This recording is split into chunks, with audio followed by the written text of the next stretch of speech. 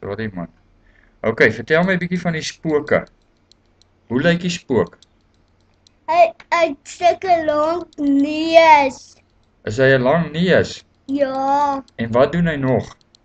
hy byt my. Byt hy jou? Ja, Nou maar hoekom byt hy jou nou? sommer. Nou hoe lyk hy?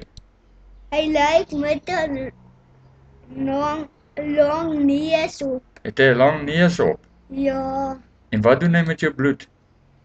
hy gooi dit in my bek en dan kry ek nie asem nie.